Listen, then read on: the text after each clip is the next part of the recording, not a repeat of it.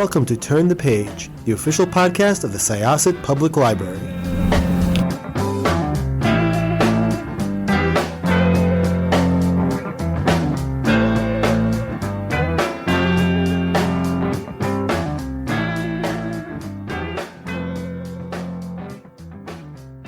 Hello, everyone. Welcome back to Turn the Page.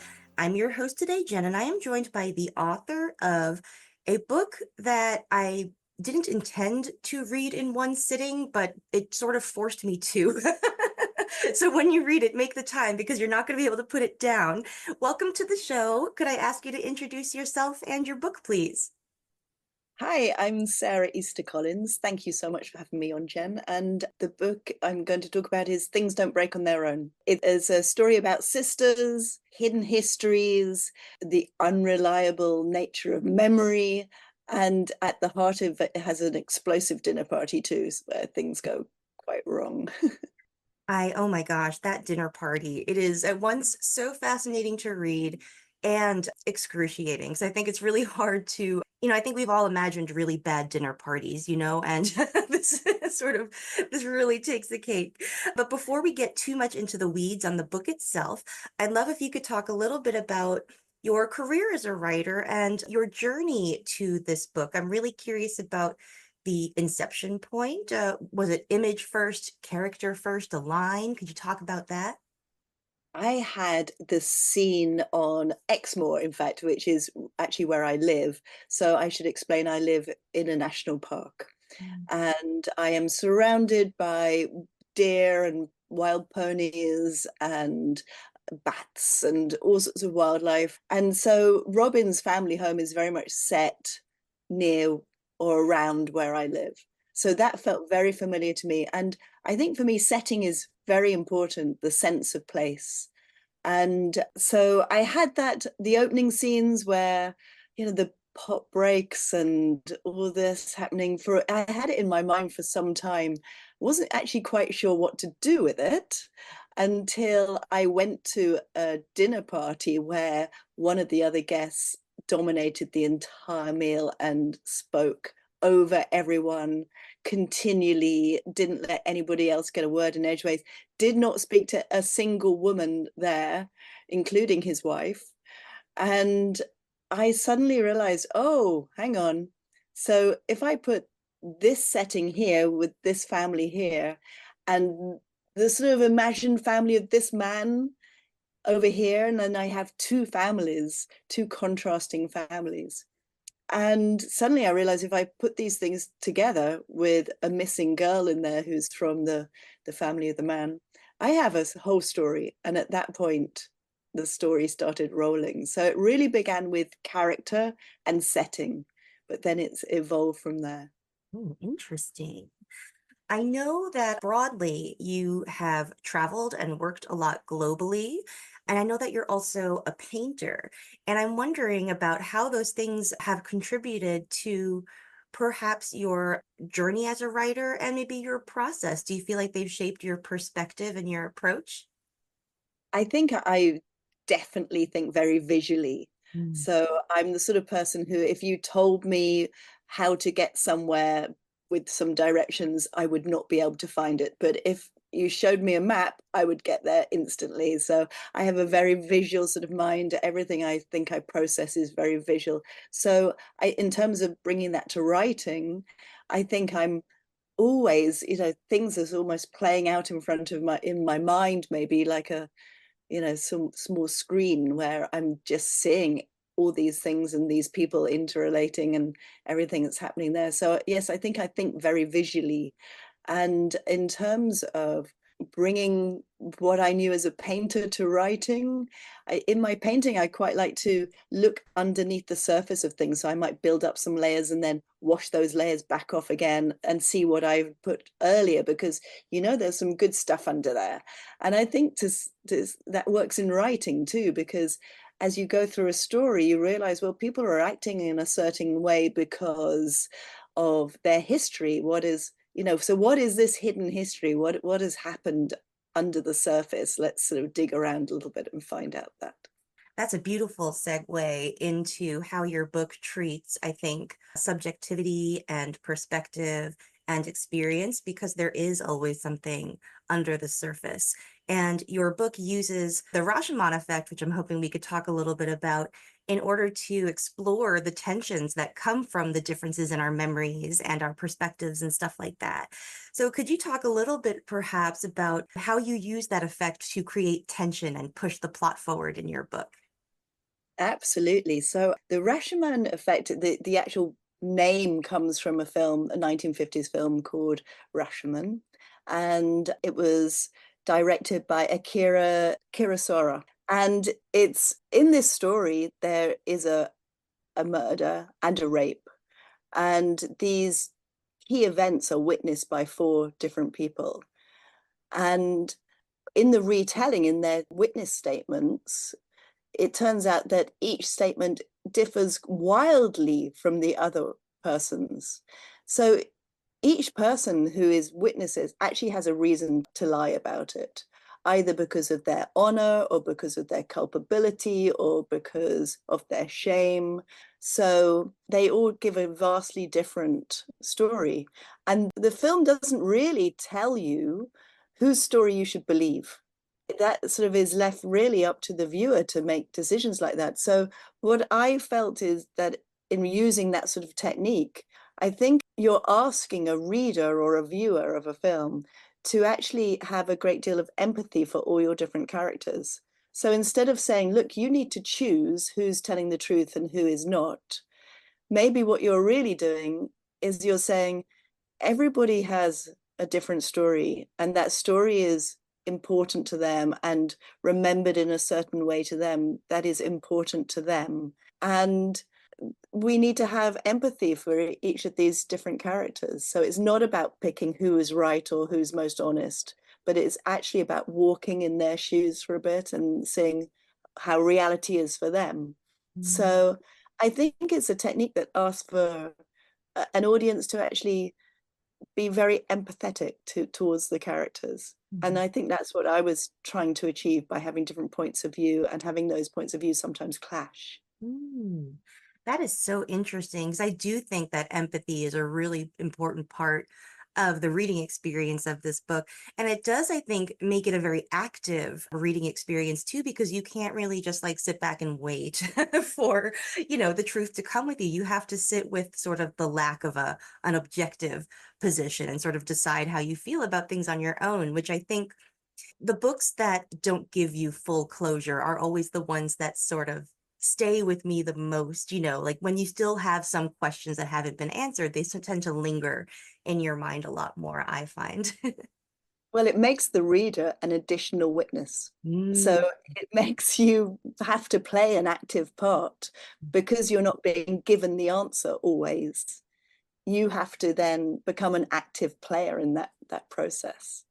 And I quite like that. I quite like, asking a reader or a viewer of a film to actually participate a little, to think a little. yeah, absolutely. And I think you are really encouraged to think heavily about what characters are saying and how that relates to both things that they have observed and experienced in the past and what they are observing and experienced in the present. And that brings me to structure, because I think the book is really meticulously structured, which is quite a feat, given that you do deal with such intense subjective perspectives that clash with each other, and you also do some jumping back and forth between past and present. So I'm curious about what structuring the novel was like for you. Did you have to do a lot of moving things around and piecing together puzzle pieces, or did you have a really innate sense of how it was going to be structured? What was that like? I think I did have a strong sense of how it was going to be structured. And I've read somewhere of a technique for plotting called the tentpole technique. Do you know about that, where you've got a starting point and you've got an end point, and you've got maybe three or four significant events that are holding up the narrative between those two ends. And I think I had this sense I've got some things I really want to weave into this, and we'll get to them. And then I just began writing. And I would say that my method of writing or plotting this was almost like cell division. I started off with this scene and these characters. And then I looked at that and said, well, what have we got here? And then, out of that, another cell appears, and okay, so now the story's getting bigger. And sometimes a cell will appear over here, or, and I needed to part two bits and stick another bit in there. I think in writing, I'm always going forwards and then constantly going backwards. So as I write something, I think, oh, hang on, that relates to this. And I'm doing the same with the novel that I'm writing now, this sense that I'm forever pulling something apart it's almost like imagining sort of, neurons firing off, and suddenly you realize one thing has connected to another thing, and that you can make that happen and you can pull that out. So it doesn't have a linear narrative, and maybe that's how my brain works, just this idea that, oh, well, hang on, there's another idea here and another idea here, and I need to pull them out together, and eventually something appears out of that. Maybe it's not the most logical way of writing a story. I like that though, because I think it also fits with the themes of the book. So in terms of moving between the past and the present, and the way that the past can intrude on the present, I feel like the book also has to do a lot with, and without giving too much away, I'll let you reveal what you would like to have revealed. It's about trauma and even abuse cycles, and how those experiences can shape your, not only your relationships, but perhaps like your attachment styles, in the present, and how your relationships form. So could you talk a little bit maybe about creating those links between past and present, and how that relates to character development, and how the characters relate? Yes, absolutely. So I think we could say probably that Willa is the most damaged person in the novel, in terms of how she's been most effective, more so than Leica, in that she, as a teenager, we see her as really quite an active, quite a very bright, a very intelligent, a very go-getting sort of teenager. And then her life is completely thrown off course by the fact that her little sister goes missing. And throughout her adulthood, she becomes somebody who really has very little agency and is at great risk of repeating the same mistakes as her mother. And that actually she then has a moment of very significant agency towards the end of the novel, which I don't think I'll say too much about, but that is at the point where something significant has happened to her that changes everything. So I really thought that that's maybe what damage does. And whereas Robin is from a very secure home, and her security, although she gets her heart absolutely broken by Willa, she is somebody who is able to get back on her feet and actually create a very lovely, warm family and move forward with her life. And, that comes from having, I think, that sort of security that she had as a child. And so, I am certainly thinking about that sort of level of what happens in childhood and how that affects adults. Yeah, and very poignant too, I think, about how certain childhood relationships can even affect the ones that you choose in the present. Because Willa's partner is not the most supportive or even appealing person, Yeah. at the party. I imagine maybe he is the one who who came out of this incident that you described. Yes, exactly. Yeah. And you see like the repetition compulsion a little bit, of like choosing things that are familiar, even if they're not the best for you. So, And I think this is something that genuinely happens in real life. That we tend to cling to what feels familiar rather than things that aren't necessarily good for us, but it is familiar. So I definitely think that is something that can happen. I'd love to talk a little bit about crafting dialogue, especially in relation to the way that you treat subjectivity and sort of like the intense internal perspectives you get. I'm also curious about how that relates to chemistry, because we have lots of types of chemistry. We have friendship chemistry, romantic chemistry. So how does dialogue contribute to that for you? And perhaps even, the blurry spaces in between, because we're dealing with that a little bit too. I really love writing dialogue. And to some extent, I feel that dialogue writes itself. And I think actually, the moment you start hearing your characters speak, they become so much more fleshed out to you as a writer, that suddenly you can hear their voice, and their voice feels very individual.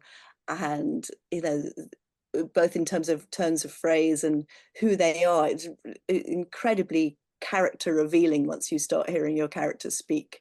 And I love writing dialogue. I have a huge amount of fun with that. In fact, I have a couple of dogs and we go up into the woods here, and I have these whole conversations spinning through my mind between different characters, and then I have to write them down really quickly because otherwise it feels very dreamlike. If I, so I'll be standing in the middle of the woods with my phone sort of like quickly tapping something down, exact turn of phrase or something. But I also am really interested in what characters don't say and what is actually going on underneath each conversation, because there's so often a sub conversation going on of people frequently don't say what they mean in real life, I think, and also certainly in novels. And I find that quite interesting to play with, sort of what is this character saying and what do they really mean? And what is the gap or the disconnect between those two extremes? And how can I have them saying one thing and have a reader read something else? I find that a big challenge and a very enjoyable one. I really love writing dialogue. That's such an interesting perspective. I never really thought about the fact that you're also writing the absences, the things that people don't say. That is, and especially if you're writing a story that is encouraging the reader to interpret what's happening for their own, those ambiguous spaces become really important, for them to sort of dig into. I'm also really interested in the Exmoor setting because it is so vivid. And, as you said, that you live there. I'm curious about setting and world building. Is it harder or easier when you know the place really well? Because in my own experience, like when I was a teacher, I found it harder to teach the things that I knew really well, as opposed to the things that I only kind of knew, because for the things I really knew, I wanted to put every single detail in and maybe overload. It was easier to teach stuff that was kind of new to me because I was more familiar with like here are the basic entry points, So is it challenging for you to build Exmoor on the page, or was it very easy for you to translate your experience? Oh, that's so interesting. Fabulous question.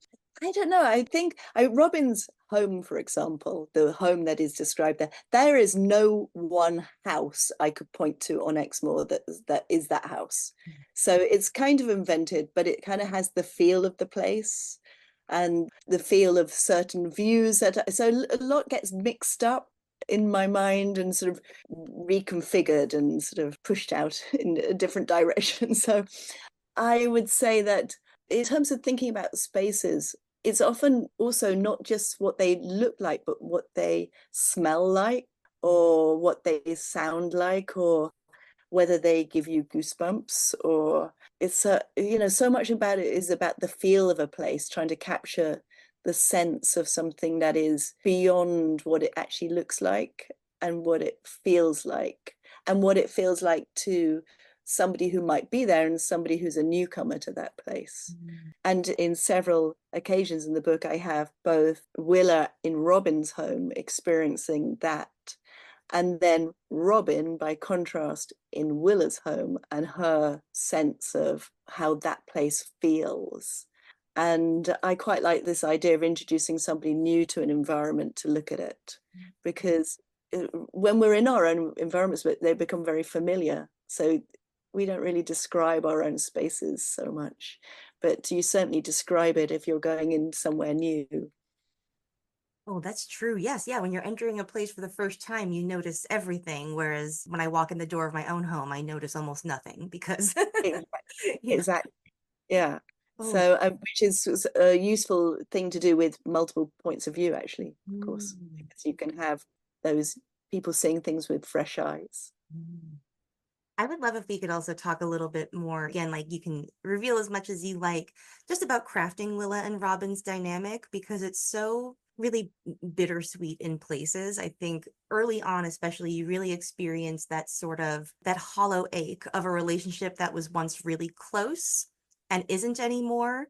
It felt very real and very touching to me, sort of like the ways in which their very rich and tumultuous past affected the way that they communicated in the present, whether it's trying to keep the peace or trying to work through a thing. So could you talk a little bit about crafting their dynamic and about dwelling in those ambiguous spaces of relationships that have never been quite settled? There's a lot of love and a lot of tenderness in their relationship and a lot of loyalty to each other.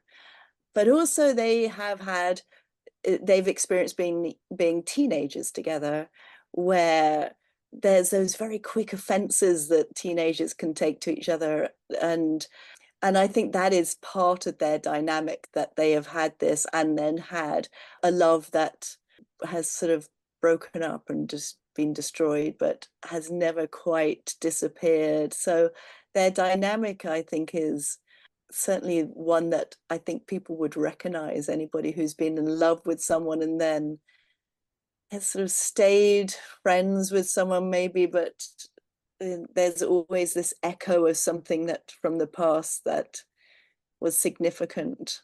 And I would think I was trying to capture that sense of, this is a really important relationship for both of them that has been through a number of different stages, and then before it can get to a point where they're both okay. So, there is a lot of darkness in the book, but I would say that there's also a lot of love and a lot of tenderness, and certainly a lot of that is expressed within their relationship. Mm. Yeah, absolutely. And I think there is something to be said for the teenage bond, because as you were talking, I was thinking about my adult friendships that started as teens. And there is a little bit of an aspect of what I would call maybe mutually assured destruction, because we both remember our most embarrassing behaviors and incidents, and so we've decided to move on from them. And like you can I feel think the history between them. It's very rich and very real. those long histories between people are really important. I mean, when I think about my female friendships and the people I've known really almost all my life, certainly those relationships that formed as teenagers, or just in your very early 20s, you're so young still, and you don't really realize how young you are at that point, I don't think. Mm. You are prone to make terrible mistakes and to do things without thinking. But then those relationships, I mean, if you're at my age, you've also have those strong female relationships that have gone through so many different iterations, and also you've been through so much together. We've been through friends who have been ill or been divorced, or have momentous things, have their parents die, have children. These are huge events, and I think that one of the things I wanted to capture most was this sense that these female friendships, you carry with you so much history, shared history, that is so important Mhm. and so life enhancing. Yes. Yeah, absolutely. I think just having a witness or realizing that you've had a witness to your life for that long. I recently turned 40, not recently, last year. I'm almost 41 now, but around that time, I found that I just got struck by the weight of a lot of my friendships, not in a bad way, like in a good way. And just like the weight of what it means to know somebody for 15, 20 years, like half your life at that point. That in and of itself is immense, and it creates a really strong bond. It's interesting, I think. Like this book was a very nice opportunity just to reflect on the nature of long-term friendships and all the good bits and the bad bits and the messy bits and everything. I really love reading about female friendships. And for me, friendships between women, where women are supporting each other and looking after each other, feel to me much truer than reading about relationships where women are sort of at each other's throats. I think that is a narrative that is, I don't know, we're often asked to believe, that I don't think is particularly true, actually. Yeah, that's true, actually. Yeah, I think we're especially in a cultural moment right now, I think, that loves really toxic female friendships. Yeah. And those can be riveting to read about, but certainly don't really reflect my experience, thankfully, But they, yeah, and they don't reflect mine. Yeah. Mm. Well, this has been so lovely. I really enjoyed this book, and I'm so excited to share it with our patrons. I know oftentimes it's hard for writers to talk about what they're working on, but is there anything you can say about what's on your horizon right now, your writerly horizon? Yes, so I am in the middle of writing my second novel, and it's currently with my agent. So I'm waiting to hear back from her at some point. And it's really a story about, again, it's got some very significant female friendships in it.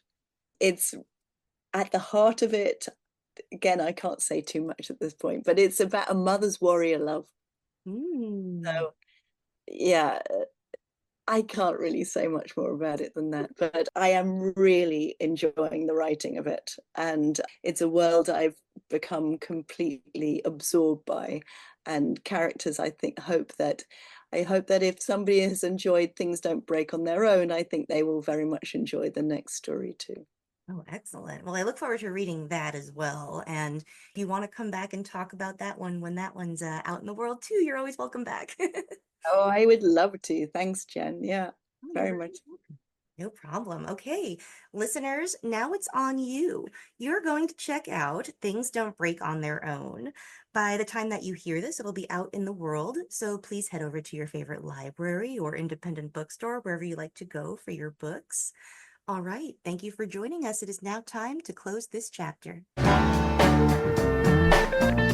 It's time to close this chapter of Turn the Page. Join us for the next episode.